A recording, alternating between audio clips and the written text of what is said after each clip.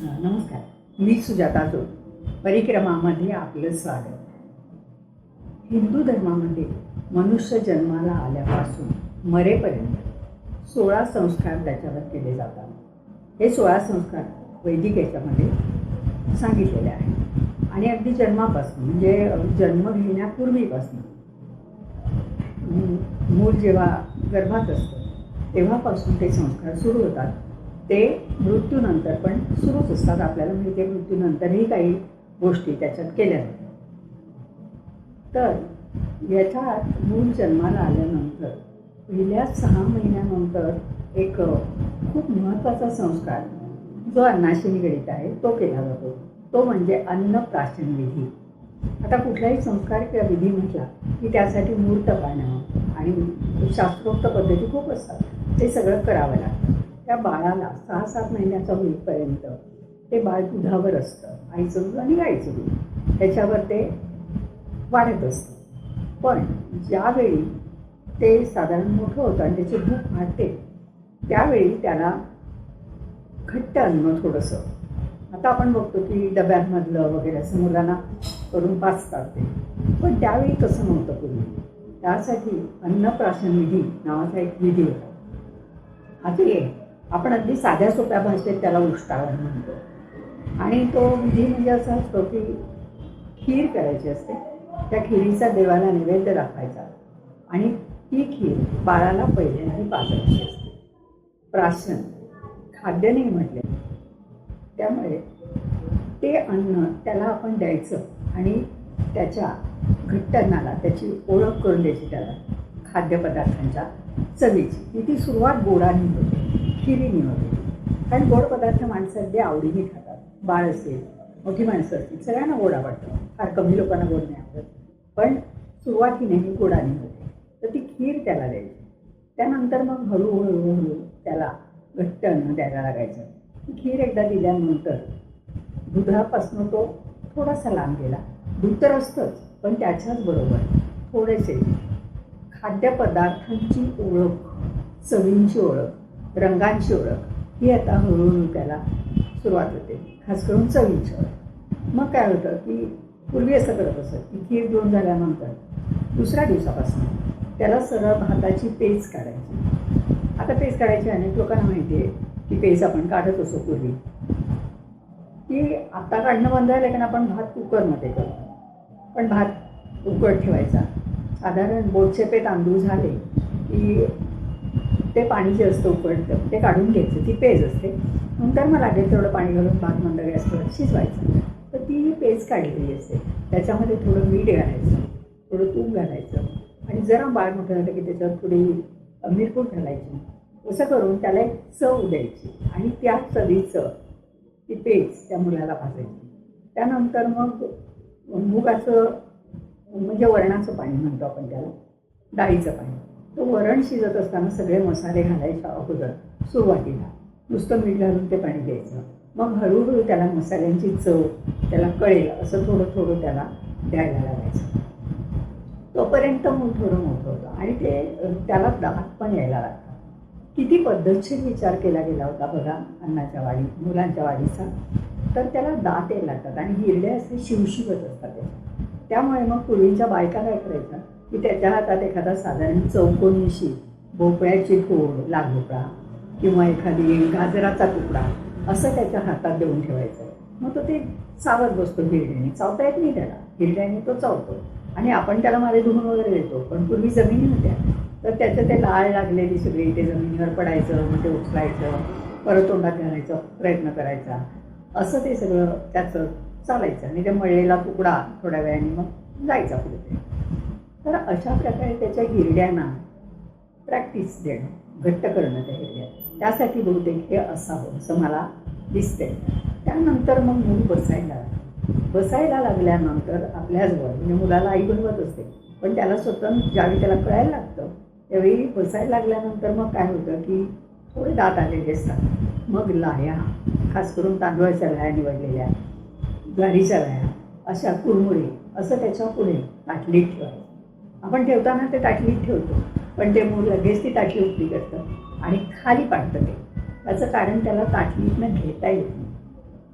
त्याला ते बोटाने चिमटीतनं धरून त्याला उचलून ते तोंडापर्यंत नेणं हा त्याच्यासाठी केवढं टास्क आहे एका अर्थाने. तर तो खाली टाकलेले मुरे आणि काय असेल ते लाया वगैरे ते उचलून उचलून त्याला खायचं हे त्याला कळायला लागतं. त्या पद्धतीने तो खायला लागतो. काही भरवलं जात नाही त्याला. या मला असं वाटतं हा एक संस्कार आहे की तुझं अन्न तुझ्या हाताने तुला खायचं, कुणी भरवणार नाही तुला, प्रयत्न कर. आई त्याला शेजारी जेवायला घेते त्यावेळी अजूनमधून त्याला ताट असतं छोटंसं, कारण त्याला इतरांकडे बघत असतं ते मुली आणि मग त्याला ताटली हवी असते छोटी, त्याच्यात त्याला आपण देतो, थोडं देतो आणि मग आई त्याला त्याचं पोट भरण्यासाठी अधूनमधून त्याला आपल्यातले घास ठरवते आणि त्याच्याने तो जेवल्याचा त्याला खूप आनंद, अगदी सगळ्यांच्या बरोबर आपण असं ते असायचं. आणि नंतर मग बऱ्यापैकी मोठी झाली मुलं तर आपण म्हणतो कुठल्याही मशीनची पॉवर हॉर्स पॉवरमध्ये मोजतात, यंत्राची.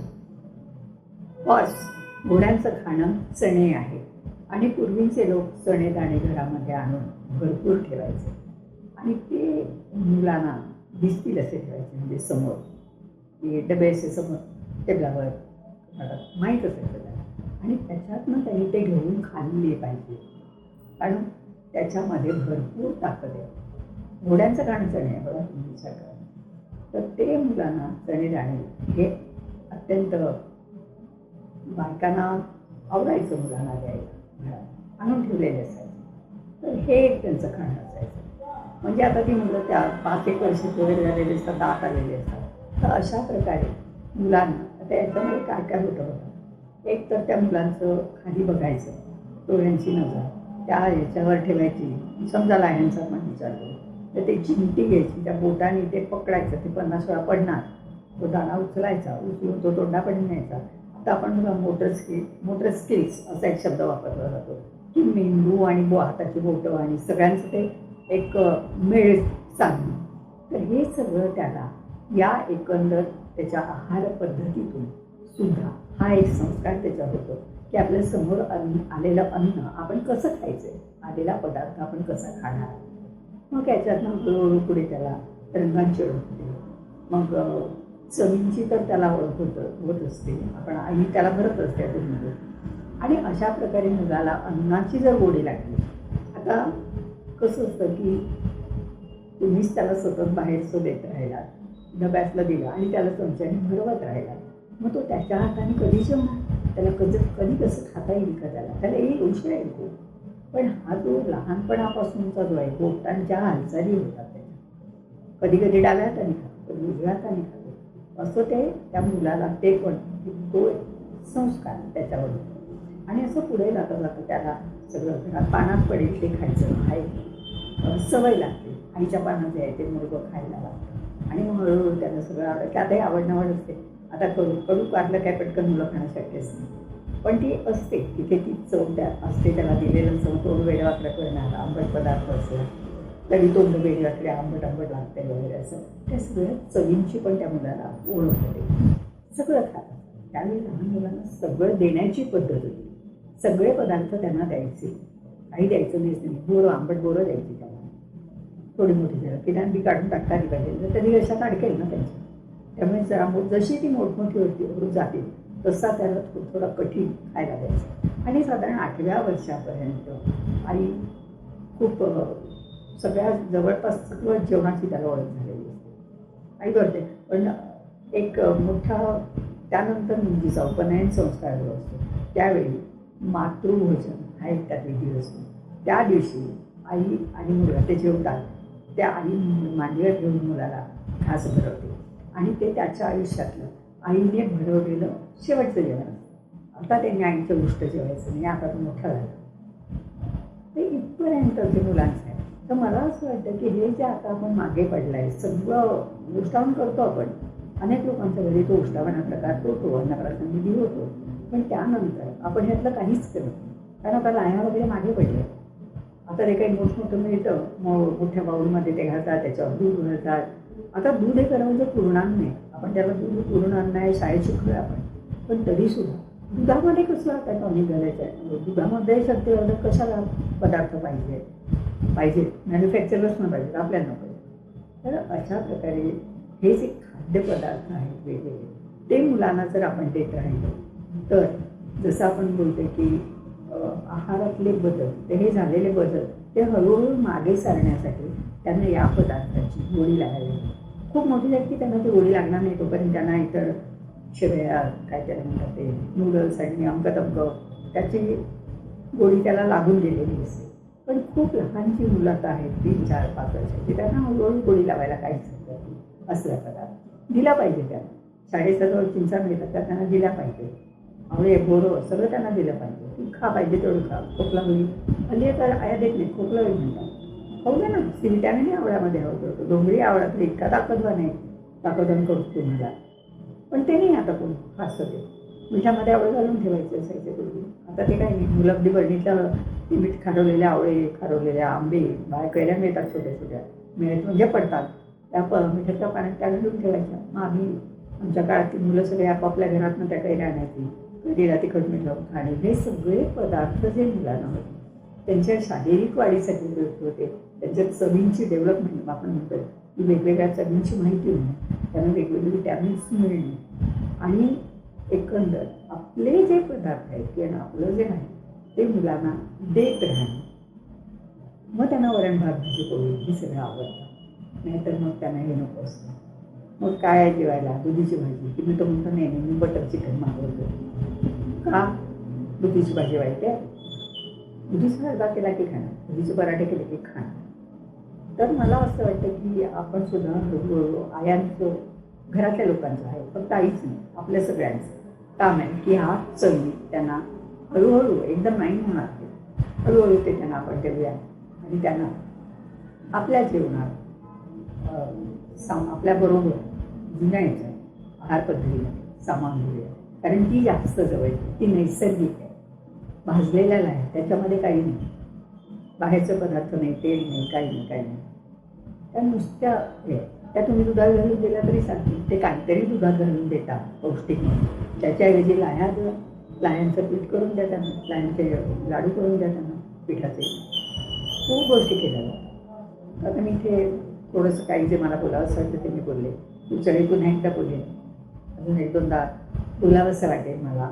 कारण ही जी जीवनशैली बदललेली आहे ती पूर्ववत आणता येईल का? निदान ती कशी होती हे तरी कळू दे लोकांना. की केवढा विचार केलेला होता माणसाने खायला देताना मुलांना, काय विचार केला जायचा, काय लक्ष ठेवलं जायचं. आता शुक्रवारी बघा, श्रावणाच्या शुक्रवारी ज्यावेळी जेवती म्हणजे छोट्या छोट्या मुलांसाठी केलेली पूजा असते आणि त्यावेळी काय असतं, ह्याला प्रसादाला चणे असतात, चणे आणि दूध असतं. तर हे सुद्धा नैवेद्य तो असतो. जे आपण चणेदाणे ठेवतो ते ज्योतीला सुद्धा चण्यांचाच नैवेद्य असतो. तर सगळं काही जे आहे ना ते पर्यावरणाशी संबंधित जीवनशैली जी आहे ही साधारण निसर्गाच्या आधारे शरीराशी जोडून घेणारी, शरीराला आवश्यक ती पोषण मूल्य देणारी असे पदार्थांची योजना पूर्वी केली जायची नैवेद्यासाठी सुद्धा.